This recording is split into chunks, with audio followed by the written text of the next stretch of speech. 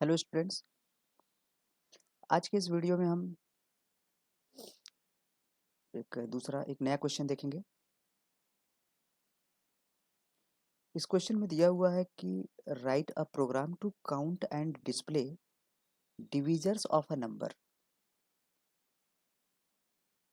सबसे पहले जरूरी है कि हम क्वेश्चन को समझें। क्वेश्चन क्या कह रहा है? क्वेश्चन ये कह रहा है कि हमें एक प्रोग्राम लिखना है, write a program to count, गिनने के लिए, काउंट करने के लिए, एंड डिस्प्ले, और डिस्प्ले करने के लिए डिविजर्स ऑफ अ नंबर, किसी नंबर के डिविजर्स को। तो अब हमें पता होना चाहिए कि डिविजर्स होते क्या है। सपोज अगर हमारे पास कोई नंबर है, एग्जाम्पल देखें, अगर हमारे पास कोई नंबर है, जैसे सपोज मेरे पास 30 है। 30 के डिविजर्स क्या होंगे? 30 के डिविजर्स वो नंबर होंगे, यहाँ पे लिखा है, कुछ लिखा भी ऐसा है।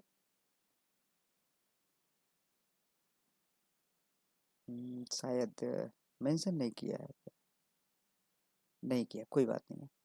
यहाँ पे एक दिया हुआ है इन्होंने, ठीक है। थोड़ा सा हम इसके आउटपुट से समझने की कोशिश करेंगे। Enter the number whose divisors are to be generated. एक नंबर, आउटपुट से क्वेश्चन आसानी से समझ में आता है। उन्होंने क्या किया, एक नंबर एंटर किया 128। फिर क्या लिखा हुआ है यहाँ पे, other than the number itself and 1 the divisors of 128 are. हमें पता है कि डिविजर्स वो सारे नंबर्स होते हैं, वे सभी नंबर्स होते हैं जिनसे कोई नंबर डिविजिबल होता है। और कोई भी नंबर होगा वह 1 से भी डिविजिबल होता है और खुद से भी डिविजिबल होता है। लेकिन यहाँ इन्होंने इसको इग्नोर कर रखा है, 1 और खुद को इग्नोर करके बाकी जितने नंबर से ये डिवाइड होता है उन सभी नंबर को। हमने इसीलिए इसको चेक किया। डिवाइड तो 1 से भी होगा, 30 जो है 1 से भी डिवाइड होगा, 2 से भी डिवाइड होगा, फिर 3 से भी डिविजिबल है, 4 से नहीं डिविजिबल है, 5 से डिविजिबल है, 6 से डिविजिबल है, 7 7 से नहीं होगा, 8 से नहीं होगा, 9 से नहीं डिविजिबल है, 10 से डिविजिबल है। उसके बाद सीधा 15 से डिविजिबल होगा, और लास्ट में ये 30 से डिविजिबल होगा। ठीक, लेकिन इसमें हमें इस इटसेल्फ नंबर को, 30 को और इस 2 को, इन दोनों को छोड़ देना है। बाकी जो नंबर्स आते हैं वे नंबर्स हमें प्रिंट करने हैं। क्लियर? तो करना क्या चाहिए हमें? हमें करना यह चाहिए कि हमें एक नंबर लेना चाहिए, एक नंबर यूजर से इनपुट कराना चाहिए, जैसा कि इन्होंने किया हुआ है। Public static void main string ARGS, मतलब मेन मेथड के अंदर इन्होंने लिखा हुआ है scanner KB equals to new scanner system dot in. Scanner class का एक ऑब्जेक्ट बनाया हुआ है। उसके बाद मैसेज दिया हुआ है enter the number whose divisors are to be generated, मतलब वो नंबर हम एंटर करें जिस नंबर के डिविजर्स हमें जनरेट करने हैं। और ये मैसेज जो है, ये पहला वाला मैसेज यही है, लिखा है एंटर द नंबर, यहाँ से enter the number whose divisors are to be generated. ठीक, उसके बाद जो भी नंबर हम एंटर करेंगे वो नंबर हमारा कहाँ चला जाएगा, इसके यहाँ पे ये रीड करेगा KB डॉट नेक्स्ट इंट और नम में स्टोर करा देगा। तो इनपुट देते समय ये 128 यहाँ पे आ जाएगा। उसके बाद से जेन डिविजर्स के नाम से एक मेथड है, उसको कॉल किया गया। जेन में जनरेट से है, जनरेट डिविजर्स, और ये नंबर पास कर दिया गया है। मेथड कहाँ पे है? यहाँ है। जेन डिविजर्स के नाम से मेथड है, एक नंबर पास किया गया, और हमें काउंट बताना है और उसको डिस्प्ले भी कराना है, मतलब कितने नंबर है, कितने डिविजर्स हैं। इसके लिए हमारे पास एक वेरिएबल होना चाहिए जो काउंट कर सके, और एक वेरिएबल रखा हुआ है i=2 जो कि लूप को चला सके, लिमिट है कब तक चलना चाहिए। और लिमिट इन्होंने दिया हुआ है i < लिमिट जो नंबर बाई 2 तक दिया हुआ है, नंबर बाई 2 तक। मतलब अगर उस खुद के नंबर को छोड़ दिया, जैसे यहाँ पर लास्ट डिवीजर क्या है इसका, 15 है, जो कि 30 का आधा है। ठीक है, 30/2। इस वजह से इन्होंने लिमिट लगा रखा है यहाँ पे, ठीक है। अच्छा,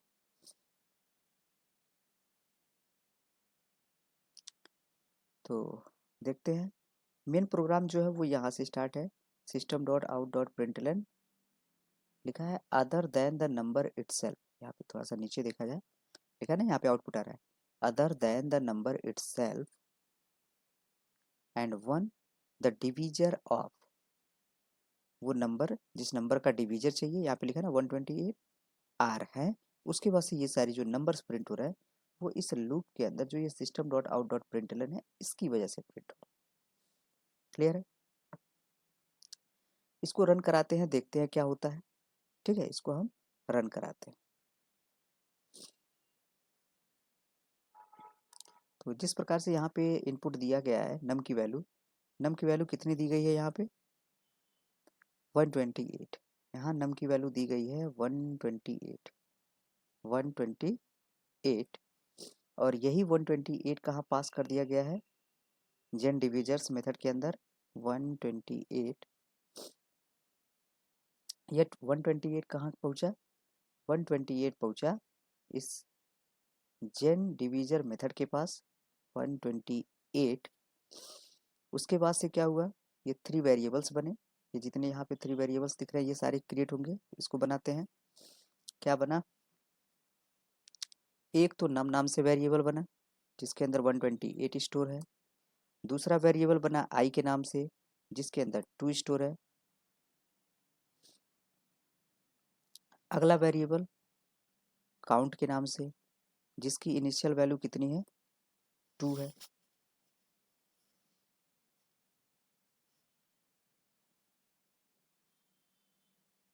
और एक LIM लिमिट के लिए नंबर डिवीजन बाय 2। इस तरीके से होगा क्या, अब नम डिवीजन बाय 2 जो है ये वेरिएबल डिपेंडेंट है, नम की वैल्यू पे डिपेंड कर रहा है। तो क्या करेंगे, नम की वैल्यू 128 है, डिवाइड बाय 2 करेंगे तो कितना मिलेगा 64 मिलेगा। 64, ये 64 कहाँ स्टोर हो गया लिमिट के अंदर। ठीक है। अच्छा, इन्होंने यहाँ पे कुछ लिखा हुआ है count 2 because one or number itself are 2 divisors. इन्होंने स्पष्ट लिखा हुआ है कि 2 से इसलिए काउंटिंग स्टार्ट किया हुआ है, इन्होंने ऑलरेडी 2 काउंट करके रखा हुआ है क्योंकि 1 और 2 भी इसके डिविजर्स हैं। वो तो फिक्स है, वो सबके लिए है, इस वजह से इन्होंने नहीं किया। और उसको यहाँ पे प्रिंट इन्होंने कराया है नहीं कराया है, इसको छोड़ रखा है। ठीक है, कोई बात नहीं। 1 और इटसेल्फ तो ये अंडरस्टूड है कि ये डिविजर होते ही होते हैं। तो आगे बढ़ते हैं।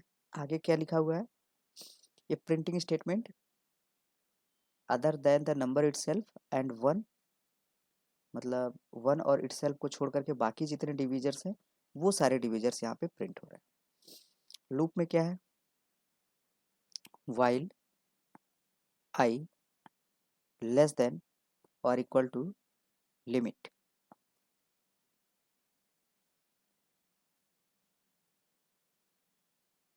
कंडीशन क्या दिया हुआ है, इफ अगर number modulus by i equals to 0।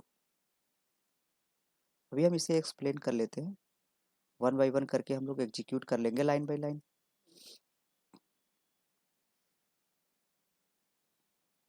अगर कंडीशन सच सेटिस्फाई करता है, इफ की कंडीशन अगर ट्रू हो जाती है तो काउंट की वैल्यू को हमें क्या करना पड़ेगा, प्लस प्लस कर देना होगा, बढ़ा देना होगा। उसके बाद से हमें क्या करना होगा, यहाँ पे प्रिंट कर देना होगा system dot out dot println और आई की वैल्यू को प्रिंट कर देंगे।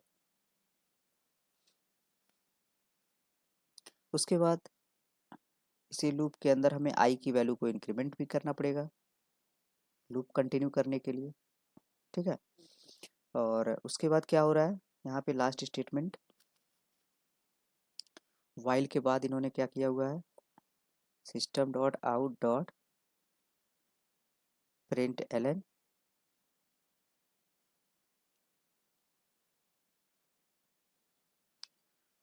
Total number of divisors, total number of divisors.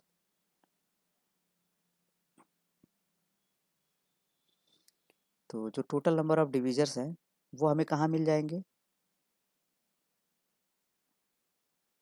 Count नाम के वेरिएबल के अंदर हमें मिल जाएंगे।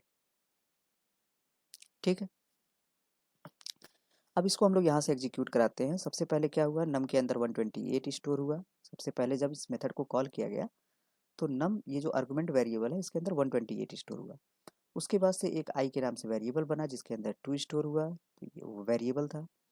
काउंट के नाम से एक वेरिएबल बना जिसमें 2 स्टोर किया गया, और LIM लिमिट के नाम से लिमिट के लिए एक वेरिएबल बनाया गया जिसके अंदर नम बाई 2 स्टोर किया गया। नम बाई 2 अगर हम कैलकुलेट करेंगे तो आएगा 64। नम की वैल्यू 128 है, 2 से डिवाइड करेंगे तो क्वोशेंट आएगा 64। अब यहाँ पर क्या हुआ, आई की जो वैल्यू है वो है 2 और लिमिट जो है वो कितनी है, 64 है। कंडीशन ट्रू है, क्यों, क्योंकि 2 जो है 64 से छोटा है। कंडीशन अगर ट्रू है तो फिर यहाँ पे आएंगे, और नम की वैल्यू जो है अभी भी नम की वैल्यू 128 है। 128 मॉडुलस बाई आई की वैल्यू कितनी है, 2 है। 128 में जब 2 से डिवाइड करेंगे, सॉरी 2 से डिवाइड करेंगे तो कितना आएगा, यहाँ मिलेगा हमें 64। सॉरी, रिमाइंडर कैलकुलेट करना है तो रिमाइंडर आएगा 0। मॉडुलस का मतलब रिमाइंडर होता है। यहाँ पे क्या शो कर रहा है कि 0 इक्वल्स टू 0, जिसकी वजह से ये कंडीशन हमारी ट्रू है। और अगर ये कंडीशन हमारी ट्रू है तो लूप की बॉडी एग्जीक्यूट करना चाहिए।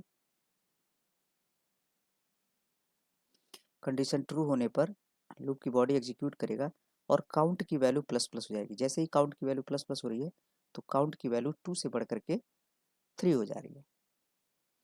उसके बाद system dot out dot println I की वैल्यू प्रिंट कर रहा है। आई की वैल्यू जैसे ही प्रिंट करेगा तो आउटपुट में क्या मिलेगा हमें,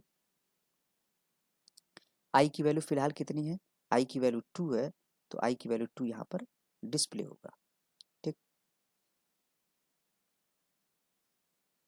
उसके बाद आई प्लस प्लस होगा। आई प्लस प्लस होने पर आई की वैल्यू बढ़ जाएगी, आई की वैल्यू 2 से बढ़ करके हो जाएगी 3। वापस से फिर कंट्रोल कहाँ जाएगा, कंट्रोल अभी भी वापस से यही जाएगा। ठीक है, ये हमने जानबूझ करके यहाँ पे डिवाइड सेक्शन कर देते हैं। आउटपुट जो आ रहा है वो हम नीचे लिख रहे हैं। तो कंट्रोल आई प्लस प्लस के बाद कहाँ चला जाएगा, कंडीशन पे, क्योंकि लास्ट स्टेटमेंट है, इस लूप का लास्ट स्टेटमेंट है। इसके बाद कंट्रोल कहाँ जाएगा, कंडीशन पर। कंडीशन पर क्या दिया हुआ था, यहाँ दिया हुआ था आई, यहाँ देख सकते हैं I less than equal to limit. तो आई जो है वह बदला है, आई बदल करके कितना हो गया, 3 हो गया। लेकिन लिमिट तो 64 फिक्स है, लिमिट कहीं चेंज नहीं हो रहा है, लिमिट हमारा फिक्स है। 3 is less then 64, condition true.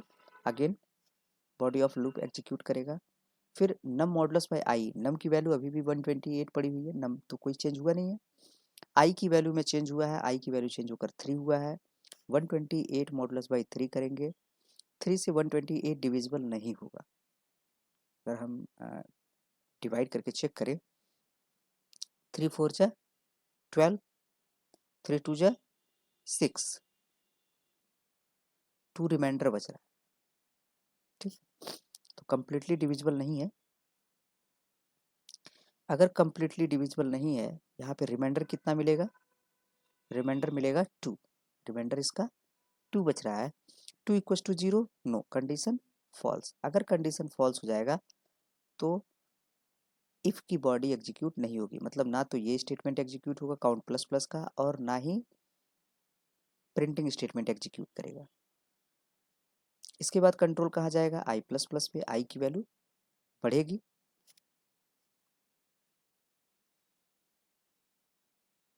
आई की वैल्यू बढ़ करके कितना होगा, 4 होगा।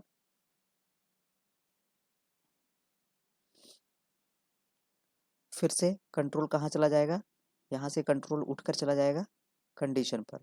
कंडीशन पर आई की वैल्यू कितनी हो गई, 4 हो गई। 4 is less then 64, condition true है। अब की बार आई की वैल्यू कितनी हो जाएगी, 4। 4 से अगर हम 128 को डिवाइड करें तो कितना होगा? 4 3 जा 12, 4 2 जा 8, रिमाइंडर 0। यानी यहाँ रिमाइंडर क्या आ रहा है? 0 आ रहा है। अगर रिमाइंडर 0 आएगा इसका मतलब इस पूरे की वैल्यू कितनी हो गई? 0। 0 equals to 0 condition true. Condition जैसे ही ट्रू होगा इफ की बॉडी एग्जीक्यूट करेगा, काउंट प्लस प्लस होगा, काउंट की वैल्यू में वृद्धि होगी, काउंट की वैल्यू बढ़कर हो जाएगी 4। और प्रिंटिंग स्टेटमेंट में आई की वैल्यू प्रिंट करेगा। आई इक्वल्स टू 4 के लिए ये कंडीशन ट्रू हुई थी, तो अब की बार आई की वैल्यू 4 प्रिंट करेगा। और प्रिंटलन यूज हुआ है तो लाइन चेंज भी हो जाएगा। ठीक है, पहले 4 प्रिंट होगा फिर लाइन चेंज हो जाएगा। उसके बाद आई प्लस प्लस, आई की वैल्यू बढ़ेगी, आई की वैल्यू बढ़ करके कितना होगा? 5।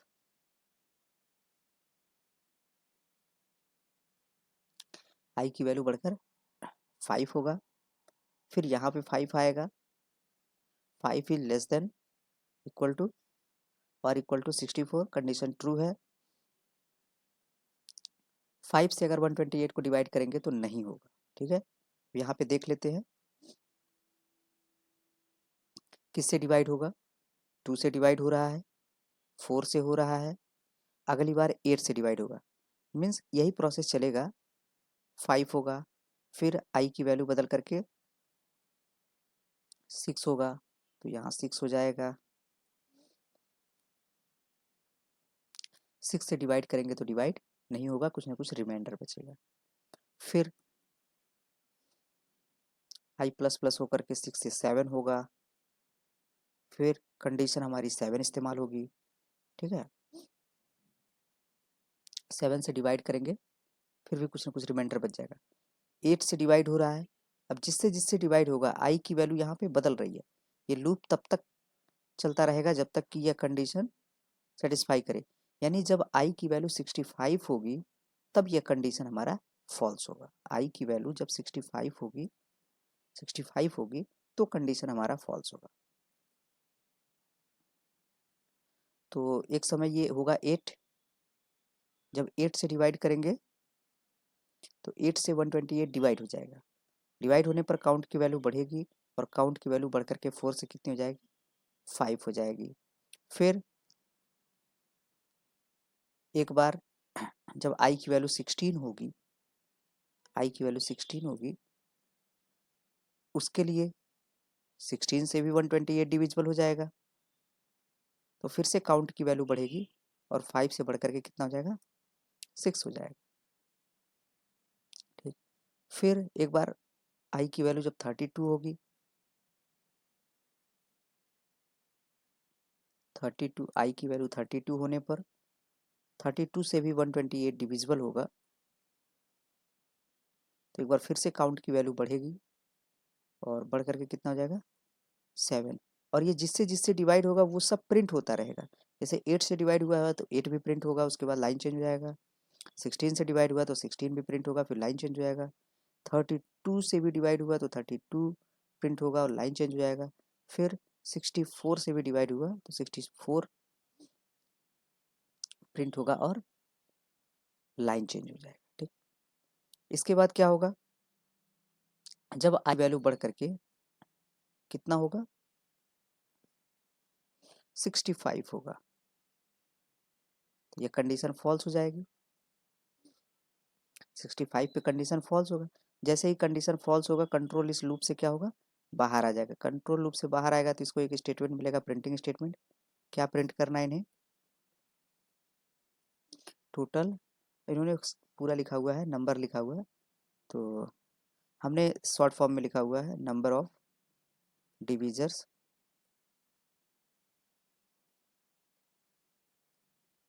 इक्वल्स टू काउंट की वैल्यू। तो काउंट की वैल्यू इस समय 8 होगी। हम एक बार काउंट करना छोड़ दिए थे यहाँ पे। ठीक है, तो 1 2 3 4 5 6, 6 बार ये है और एक बार 1 से एक बार इट सेल्फ से। ठीक है, टोटल 8 बार। तो यहाँ पे आएगा आउटपुट 8 का। ठीक है, इतना समझ में आया कि हम कैसे प्रोग्राम को हम कंपाइल और रन कराएं। अगर प्रोग्रामिंग सीखनी है तो प्रोग्राम को खुद से कंपाइल करना होगा और रन करना होगा। बाकी कोड में कोई चेंजेस नहीं होते हैं, कोड वैसे के वैसे रहेंगे। हम इसको थोड़ा सा मॉडिफाई करके अपने तरीके से लिख करके थोड़ा सा छोटा कर देंगे, जो दिखने में बड़ा दिख रहा है वो छोटा कर देंगे।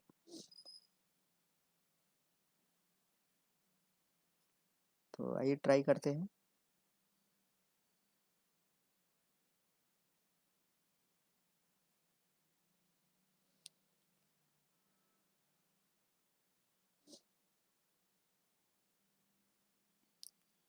यही प्रोग्राम हम लिखते हैं फिर से।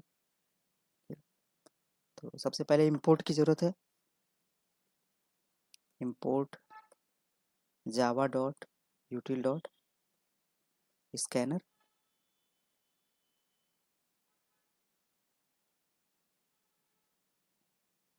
इसके बाद एक क्लास बनाएंगे, पब्लिक क्लास, जैसा कि इन्होंने टेस्ट के नाम से क्लास बनाया हुआ है, क्लास बना लेंगे। इसके बाद हम सीधा मेन मेथड बनाएंगे, हम कोई एक्स्ट्रा मेथड नहीं बनाएंगे, सीधा हम मेन मेथड में लिख लेंगे पब्लिक स्टैटिक वॉइड मेन।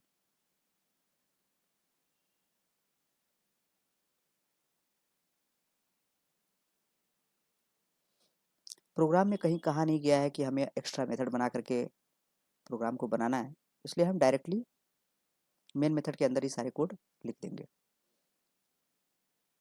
अब हम लोग कहाँ आ गए, यहाँ आ गए इस जगह। स्कैनर का ऑब्जेक्ट बनाना पड़ेगा। Scanner S C equals to new scanner. इन्होंने स्कैनर का ऑब्जेक्ट जो बनाया है वो केबी के नाम से बनाया हुआ है।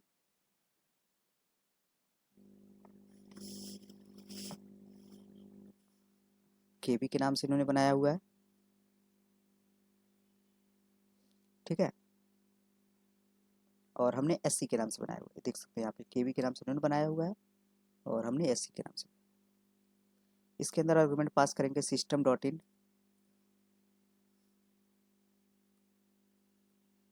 सिस्टम डॉट इन।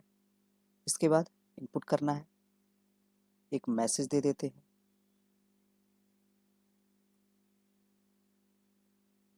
System dot out dot print. हम ज़्यादा मैसेज नहीं देंगे, हम सीधा सीधा लिख देंगे एंटर अ नंबर, कि एक नंबर एंटर करिए।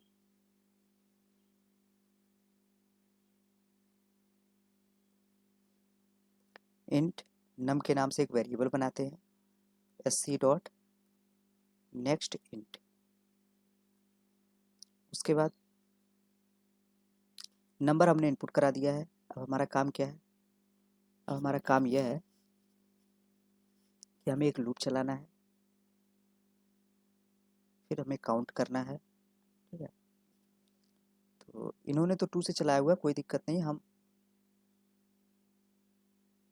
सारे डिविजर्स प्रिंट कर देंगे, ठीक है। इन्होंने जैसे यहाँ पे लिखा हुआ है ना कि other than the number it self and one the divisors of, हम क्या करेंगे, हम 1 से सीधा ले लेते हैं।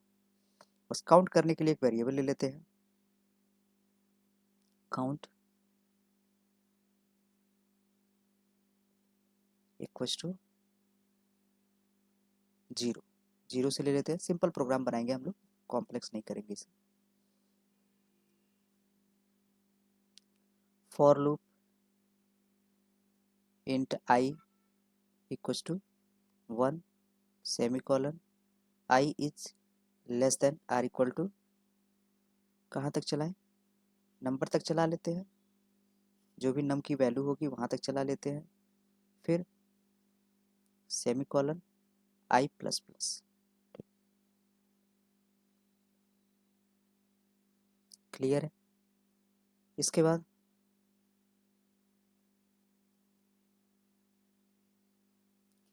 अब हमें क्या करना है, अब हमें चेक करना है कि ये नंबर जो है वह आई की किस वैल्यू के लिए डिविजिबल है। आई की हर एक वैल्यू के साथ चेक करेंगे हम इसको।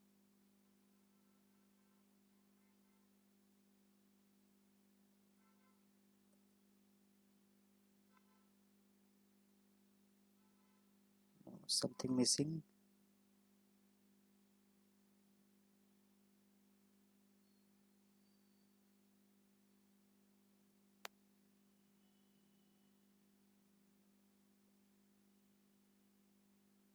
नो,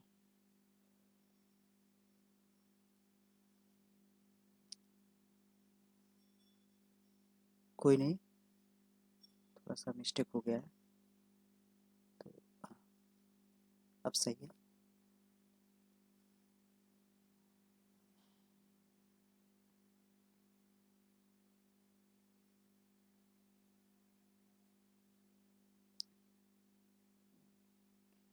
यहाँ से कोड लिख देते हैं, सॉरी।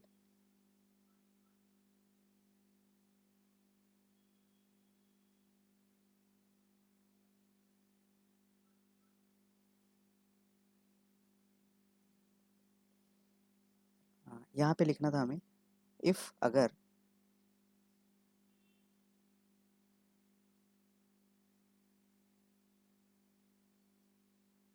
इफ़ अगर हमारा नंबर जो है मॉडुलस बाई आई किया जाए, मतलब आई से डिवाइड किया जाए और रिमाइंडर इसका 0 के बराबर हो जाता हो, इसका मतलब क्या हुआ?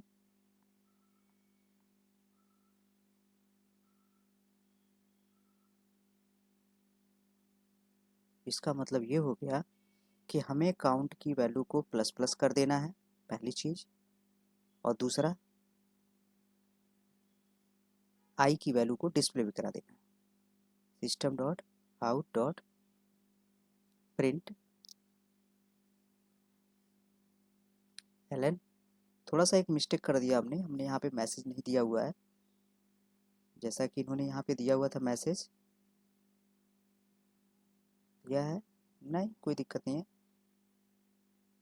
ये वाला कि डिविजर्स हैं ऐसा करके, तो हम एक प्रिंटिंग स्टेटमेंट यहाँ यूज कर सकते हैं फॉर लूप के पहले। अब यहाँ हमें डिस्प्ले करना है सिर्फ आई को, आई की वैल्यू डिस्प्ले करेगी। उसके बाद क्या करेंगे, आई की वैल्यू को प्लस प्लस, जो चीज़ इन्होंने कोड लिखा हुआ सेम वही कोड है, काउंट प्लस प्लस, फिर system dot out dot print L N, उसके बाद से आई प्लस प्लस, आई की वैल्यू को इंक्रीज कर देंगे, ठीक है। उसके बाद लूप को क्लोज कर देंगे, लूप क्लोज करने के बाद मैसेज देंगे,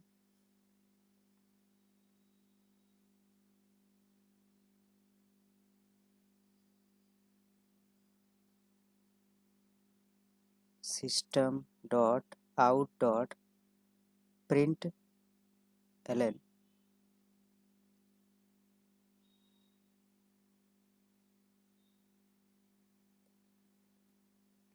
total number of divisors,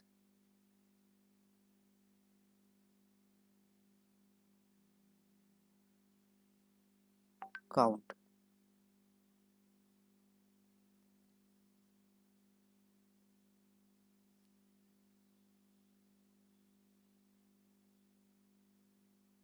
okay, तो ये हमारा प्रोग्राम कंप्लीट हो गया।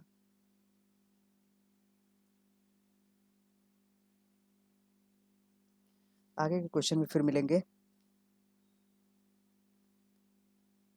एक नए क्वेश्चन के साथ, तब तक के लिए धन्यवाद।